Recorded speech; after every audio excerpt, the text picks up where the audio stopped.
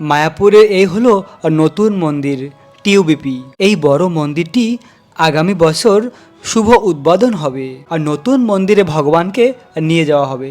প্রিয় ভক্ত, এখন আমরা মায়াপুরের ভগবানকে দর্শন করার জন্য যাচ্ছি। আমরা মন্দিরের মধ্যে প্রবেশ করব এবং ওখানে গিয়ে প্রথমে পঞ্চতত্ত্ব ভগবানকে দর্শন করব, নৃসিংহ ভগবানকে দর্শন করব, তারপরে রাধা মাধবকে দর্শন করব। প্রিয় ভক্ত, এই সেই মায়াপুর ধামের পঞ্চতত্ত্ব ভগবান। পঞ্চতত্ত্ব ভগবান বিশেষ করে এই কলিযুগে সকলকে গোলক বৃন্দাবনের প্রেমধনকে দান করার জন্য এসেছে এবং হরে কৃষ্ণ মহামন্ত্র করার যে শক্তি তা আমরা পঞ্চতত্ত্ব ভগবান থেকে লাভ করি। তাই আমরা হরিনাম জপ করার আগে জয় শ্রীকৃষ্ণ চৈতন্য প্রভু নিত্যানন্দ শ্রী অদ্বৈত গদাধর শিবাসাদি গৌর ভক্তবৃন্দ এই মন্ত্র জপ করি। এর মাধ্যমে কি হয়, হরিনাম করার অপরাধ হয় না।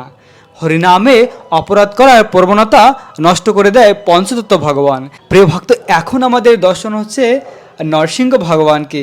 এই সেই মায়াপুরের নৃসিংহদেব ভগবান। নৃসিংহদেব ভগবান হলো ভক্তকে রক্ষা করে। তাই আপনারা সকলে ভগবান নৃসিংহদেবের কাছে প্রার্থনা করুন। এবং এখন আমাদের দর্শন হচ্ছে মায়াপুর ধামের রাধা মাধবকে। এই সেই মায়াপুরের অপরূপ সুন্দর রাধা মাধব। স্বয়ং ব্রজেন্দ্রনন্দন কৃষ্ণ এই স্থানে দাঁড়িয়ে রয়েছে। দেখুন, এই রূপকে দর্শন করলে এই সংসারে আর ফিরে আসতে হয় না।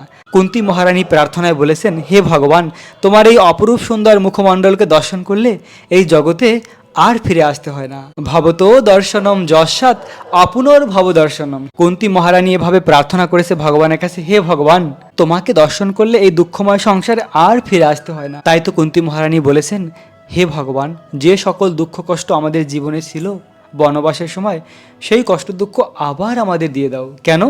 যদি সেই দুঃখ কষ্ট থাকে তাহলে তুমি আসবে আর তুমি আমাদের দর্শন দান করবে, আর তোমার দর্শন করতে পারলে আমরা আর এই দুঃখময় সংসারে ফিরে আসবো না, তোমার ধাম প্রাপ্ত হব। তাই ভগবানকে দর্শন করার এরকম মহিমা রয়েছে। ভগবানকে দর্শন করলে এই দুঃখময় সংসারে আর ফিরে আসতে হয় না, সে ভগবানের ধাম প্রাপ্ত হয়।